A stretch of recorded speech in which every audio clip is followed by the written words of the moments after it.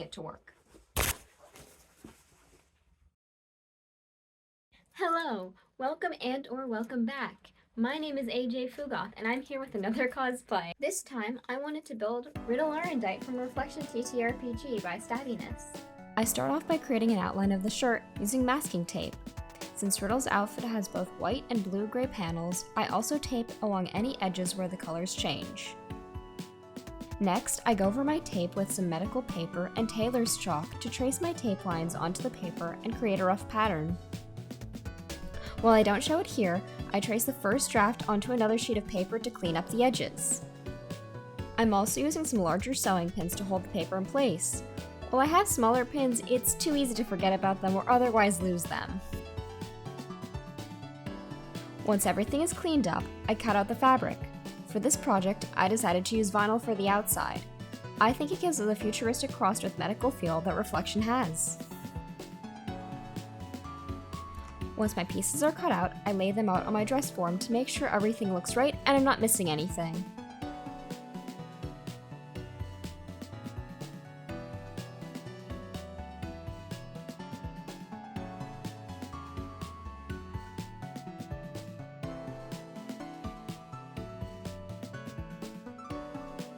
Since I'm using a fabric with a plastic coating, instead of pinning my fabric together, I use sewing clips. Fabrics with a plastic coating don't have any heel or ability to hide any punctures. Because of this, it's important to try to use pins or anything else that can damage the surface of the fabric as little as possible. Now to the lining. I wanted the inside of the outfit to have a lot of fun details. I found an old tablecloth in my scrap fabric bin and decided to have some fun. Ridill's outfit has a lot of areas where the fabric changes color gradually as well. I decided to take on the challenge and pot dye elements like the high socks using a synthetic dye.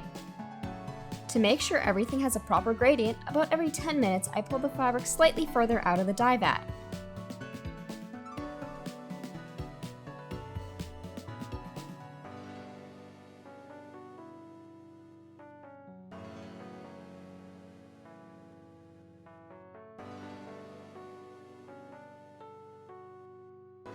Just look at that gradient.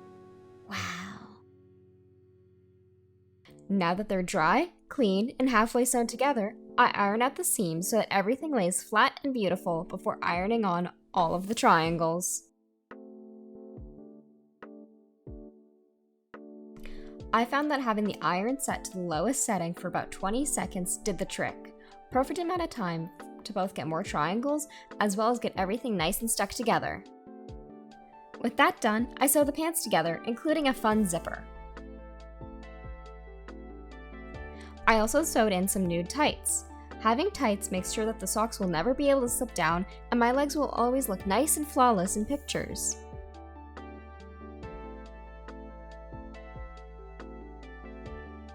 And we're back with more fabric dyeing. This time getting all the pink and blue done for the sleeves and inside of the shirt. I completely forgot to record this, but I made the shirt have ribbing like a corset would, so it would lay nicely. Since I didn't want to have it interfere with the look of the outside, I'd opted to have a lining.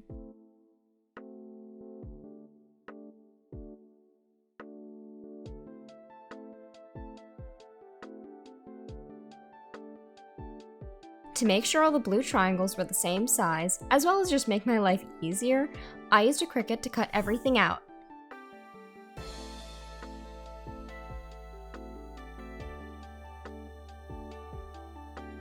One thing I knew would be essential for Ridill's outfit are the lights in the sleeves. For anyone unfamiliar with Reflection or Sentimental System as a whole, characters have a few colors they're associated with that work somewhat akin to elements in Pokemon.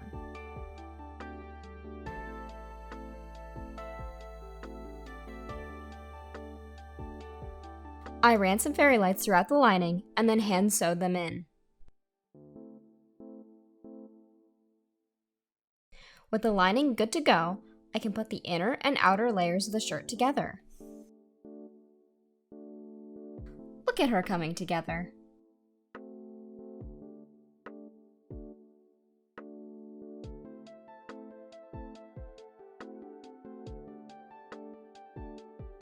When sewing on the plastic side of vinyl, make sure to use a Teflon foot so the fabric doesn't snag.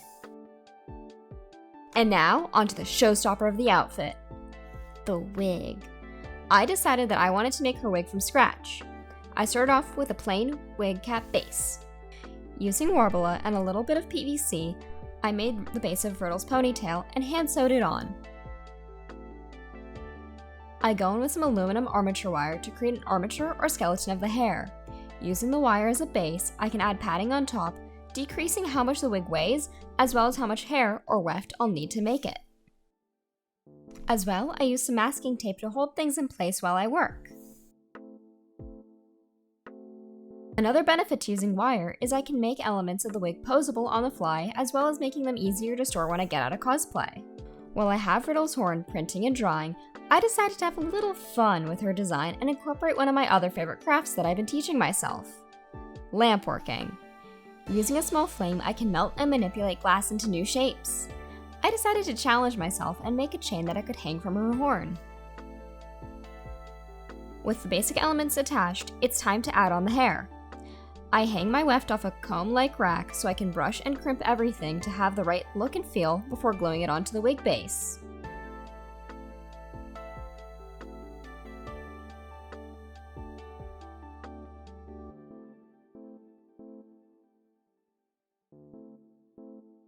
I go through crimping and brushing all the hair.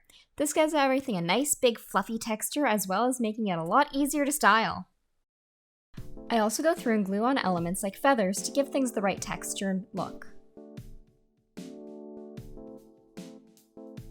I start gluing on the hair. Once the hair is on the wig, I felt like it needed some more crimping before it was ready to style. I find using corsage pins makes planning out where major landmarks of the wig is going to be a lot easier.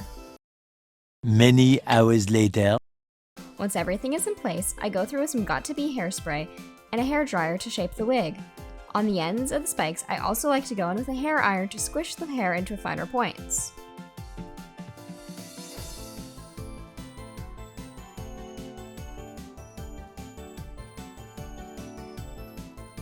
For parts like the wig, the airbrush is a godsend. I use it to add in the root of Ridill's hair.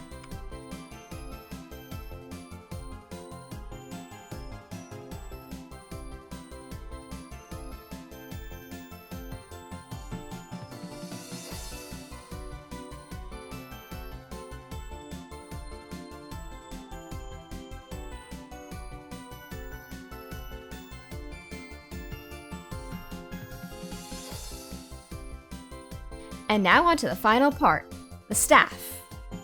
I did all my modeling this time in ZBrush, using her official art as reference for the shapes.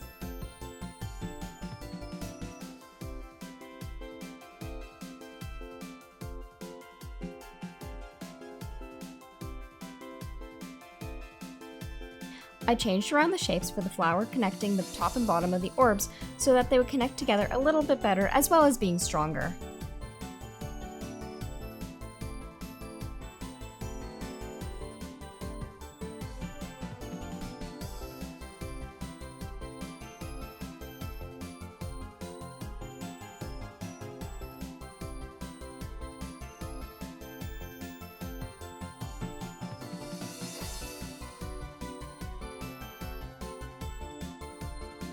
After everything is printed out, I go through and weld everything together with a soldering iron. Toxic fumes, my favorite.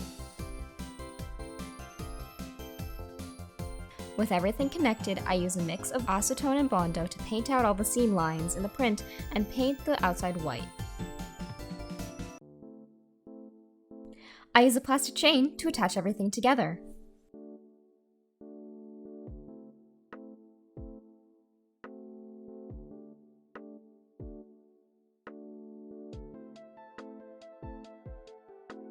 I made the pole of the staff using a PVC pipe, so to cover up all the writing and damage on it, I used some car wrapping vinyl.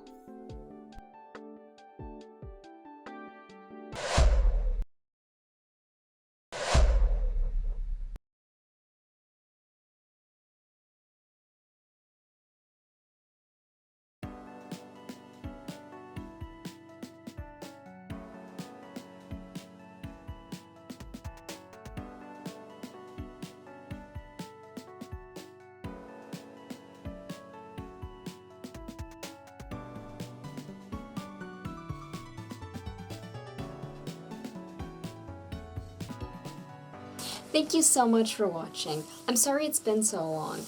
I had this outfit about 90% of the way done, all the way back in November, but life has a way of making sure that goals are never met on time.